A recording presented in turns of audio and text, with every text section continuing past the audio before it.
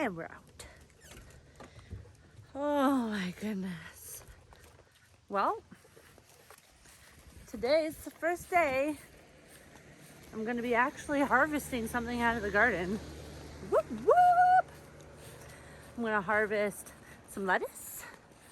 I'm gonna harvest some chives and maybe some garlic scapes. I wanna see how much they've curved, or I don't know how to explain garlic scapes. This is my first year ever having them, so I'm excited about that. Right. Welcome back to Stay Grounded Gardening. And if you're new here, welcome. Today we're gonna go harvest some stuff. This weekend has actually been a weekend that I can finally get out into the garden. I've been doing nothing but weeding and just looking to see what I got here. I got chard, I have lettuce, I have herbs, and I think we have garlic scapes. So I'm gonna be just harvesting some stuff today, showing you what to do once you have them inside. And yeah, that's pretty much it. Nothing too crazy today. Maybe some strawberries too, actually. I have lots of strawberries coming in. So yeah, that'll be it. I also just want to let everybody know that for the purpose of this video, I don't have a hat on, and I don't have sunglasses on. I do have sunscreen on, and I got water, and once this video is done, I'm going to be putting a hat on. Make sure when it's sunny out like this, there's literally not even a cloud in the sky. Put a hat on, put sunglasses on, protect yourself. All right, now that I've done PSAing you, let's get to actually harvesting some stuff. I just wanted to say that in a lot of these videos, you guys will see my Tupperware bin and my little sitting stool that rolls. I use those basically every single time that I am in the garden, whether it's for harvesting or for weeding. It makes it so that your knees don't get bothered from leaning on the ground. And that Tupperware container grabs the weeds. You don't want to just throw the weeds back into your garden. I did that the first year. I thought, well, it'll be like compost. It'll compost into the pathways or whatever. Don't do it, because it'll just reseed into your pathways. I didn't know that when I first started. It may seem like a really simple thing, but I didn't know. So there might be somebody else that doesn't know. So yeah, keep a little Tupperware container handy. Take your weeds, just chuck them in there as you go, and you can dump it out into the bushes later or wherever. Okay, so first thing I'm gonna harvest are my strawberries here. And I'm gonna try and show you kind of how I pop them off. This one will probably be the easiest. It's not really quite ready. This one is though. Yeah. Strawberries are really easy. All you have to do is you literally pop them off like that. It's super easy to harvest strawberries. You don't need scissors or anything like that. If you feel more comfortable, grab scissors and chop them off. But these guys, you don't need to do that. You can just pop them off with your fingers and away they come.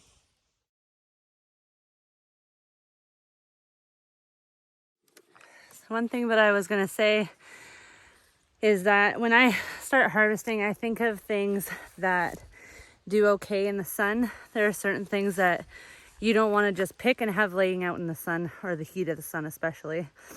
If it's a little bit of a cloudier day, it's not a huge deal, but there are things that I pick that I do not let lay out in the sun. Lettuce is one of them. What else is a good example? Sometimes things like beets, carrots, like those root things. Well, it depends on what it is, but mostly lettuce. Anything like chard lettuce, things that you're picking for the greenery, I wouldn't let that sit out in the sun. It's not going to do as well. It won't be as nice. Cucumbers are actually one of those things too. The best thing to do is pick those things and then rip inside and put it in a cold water bath in the sink. And that's what we'll do. I'll do the lettuce right now, the chives, some mint, and the chard. And I think that's all I have right now.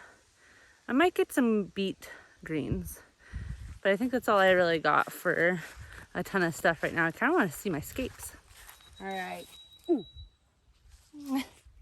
I literally think you can see this guy. I think I have one of these is ready. Ooh, maybe I should bring you in to see how I do this. It's not hard. I literally go to the very base of that leaf. Yeah, get a better angle here. Hold on, hold on.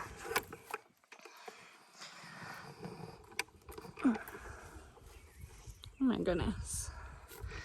There, you guys should be able to see that now. There we go. Okay, so see how this leaf is coming up here? I'm literally just gonna cut that right at where it comes up. And there's escape. Oh my goodness, first escape ever of all time. Get in there. This is another one. It's pretty much ready to go. Close enough, I think. There's another one that's kind of similar to the look of this one, but I think that's it. We'll just take the two. We'll take the two for today. Yeah, okay. Sorry, I was just looking around. That looks perfect. Awesome. Okay, this is mint and is literally the easiest thing to harvest. I take scissors on it because it's just easier than pushing my thumbnail into it.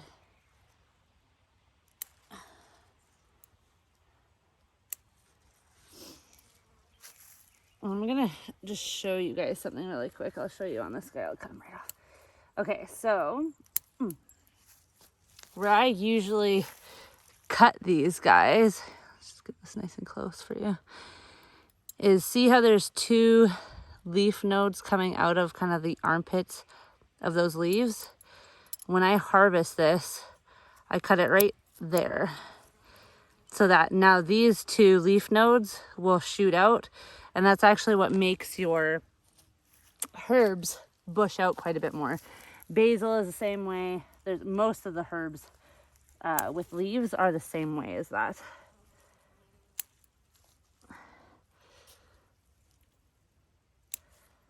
Oh my gosh, mint is like one of those things that it's just I've already taken so much out of here, and you can barely tell. This is why everybody is always just like, don't plant mint in your garden. It is like a weed. It will take over. Good. Take over. Because I want a lot of it. I love mint tea. We use mint in drinks. It's really good just for, you can make, oh my gosh, scented oils from it. There's a lot of stuff that you can do with mint. And it just smells awesome to have in the garden. Every time you walk past it, you get a good whiff of mint, which is nice. I literally don't think there's any better feeling than harvesting stuff out of your garden. I've been like a giddy little kid all day knowing that I was coming out here today to harvest some stuff. Dill is next on the menu. See, I'm kind of working my way. So I got strawberries, I got the scapes from the garlic, I went for mint, and now I'm going for dill. And then the next thing I'm gonna go for is the chives. And just ignore the weeds. But I'm going for these things because they're a little hardier. This dill is super hardy. So while it sits in this basket in the sun, it's not really gonna hurt it to do that. It'll be just fine. And when I look at the dill, I kind of do the same thing. I'm looking for those little nodes. So I'm not taking off new growth. I don't know if you can see that one, but there is a little shoot that came off here. I know that this one is coming right now. And also with this one, there's like a little node right there. So I'm just gonna chop. And then a new one will grow up from that. So that's what you do. You just kind of look for the new growth coming and cut off kind of the old stuff. You do that with lettuce too. You can harvest lettuce heads from the stuff that was first coming out. So you harvest kind of from the bottom and let that middle kind of grow. It's the same idea. Oh, that smells so good. And what I'll do with this, I found like one of my favorite ways to store fresh dill and have it really taste good for when you're cooking with it. For me anyways, I haven't found a new way yet. is to freeze it. I just stick it in a bag. I try and get all the air out, and I freeze a whole bunch of it. It works really well. I haven't found a different way to do it yet. Let's do the chives. I think it's funny that I had just told you at the beginning of this video that I use that stool for harvesting too. I'm just way too excited and I want to get in here. Look how beautiful this basket's looking already. We'll get really excited. Oh, these look so good. So these, what I'm gonna do with them, I am going to freeze some, but I want to start, because my plan is to dehydrate a whole bunch of herbs this year. I'm gonna start doing that. I cut them into slices, and then I lay them out in my dehydrator and dry them, and then I could store them for forever. And then I have garden chives for one of my herbs in the kitchen. And when I'm harvesting chives, I pick the thickest ones first, because those are the oldest ones. Yeah, that's it. It's good for these. You can't stop. Okay, that's good. That's lots. And this will keep me busy tonight by preparing these for storage. This one's actually kind of funny. This is cilantro. I and my husband, we did not like cilantro. I have it because I was told if you mix cilantro with parsley, you make a really good, refreshing, like green, it's like almost like a pesto sauce. So I'm gonna give it a shot. I've been told that people that don't even like cilantro like it. So we're gonna try it. That's literally the only reason why I'm growing cilantro. If I end up not liking it, you can bet there's gonna be a lot of my clients and a lot of friends and family that get bushels of cilantro. Because I am not a fan, but we'll give it a shot. Okay, so this is where I'm gonna start to go just a little faster, because now I'm cutting off cilantro, or chard.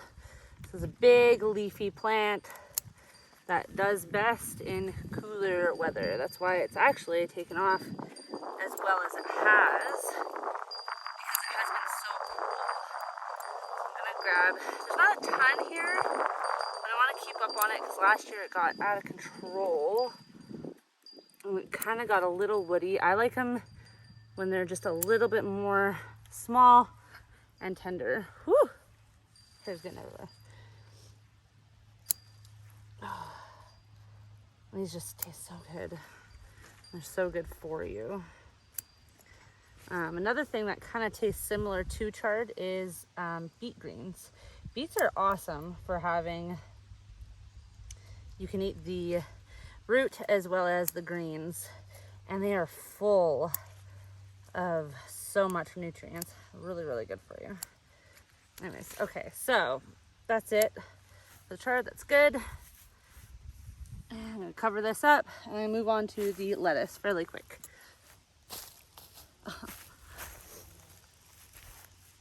Okay, so here is this is the row of the cut and come again. Clearly it didn't work out as well as I wanted it to, so I replanted. You can see these little guys in here that I replanted, just these, they're little babies still, but these are meant to be cut and come again. So I'm gonna show you how to harvest actually on a head, because this is literally a head right now. So how I harvest from a head as a kind of almost cut and come again head is the outer leaves. You can chop those off, and then this middle part will still keep growing. You know what, I might actually just, you don't really need scissors for this.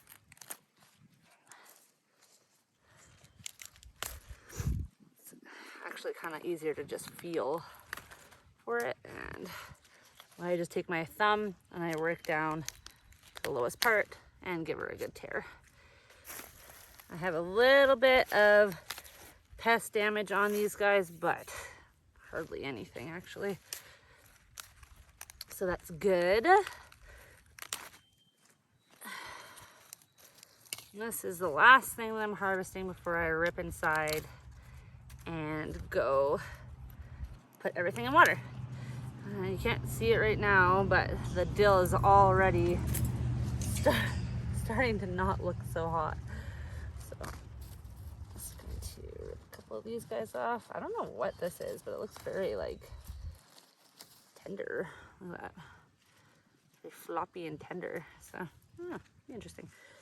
I'll have a mixed salad for lunch. Good. I think that might be butter lettuce actually.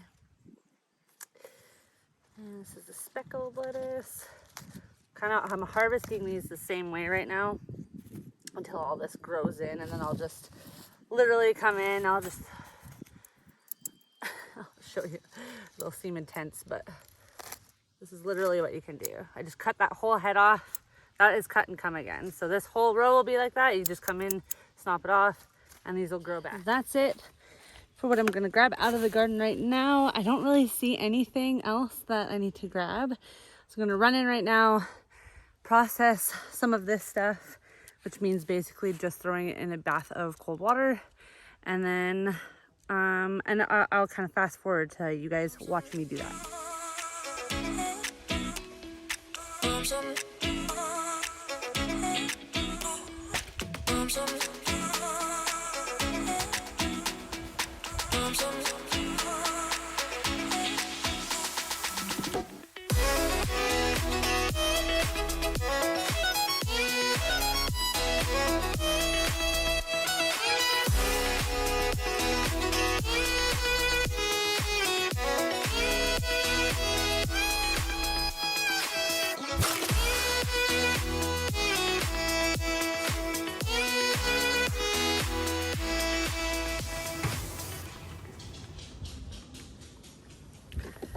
Okay, I came out here because I want to try one of these scapes. I want to see what they taste like. I've literally never tasted one before. So this is going to be the end of the video. I'm just down at our fire pit. Let's adjust this guy. I brought my water and a strawberry just in case it's gross. Guys, I can't handle really spicy stuff, and I know that garlic is kind of spicy. So I'm not gonna eat this whole thing because I want to try it tonight for dinner, but I just want to try a taste of it.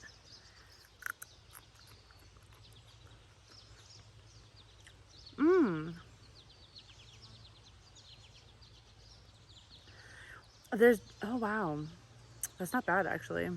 Even fresh like that's really not bad. These are gonna be really good. It's garlicky for sure, but it's definitely not like potent garlic. Like, I don't know if anybody's chomped into a head of garlic before or a clove of garlic, but it is not a good time. They're really spicy. This is more like, it reminds me kind of like pickled garlic. When you eat pickled garlic, you can like, it's obviously super garlicky, but it's not like really spicy. So this is kind of, it's just not as crazy garlic. It's really nice actually. I'm excited for that. Okay, cool. So tonight we'll eat that.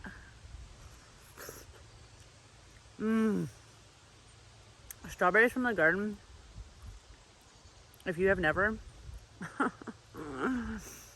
you're missing out. I know you can eat the greens. I just didn't want to. So that's it for today's video. I'm gonna get attacked by a wasp. That's it for today's video. If you liked the video, go ahead, give it a like, share it with your friends, do all the things and the stuff, and I'll see you next Sunday. Thanks, guys.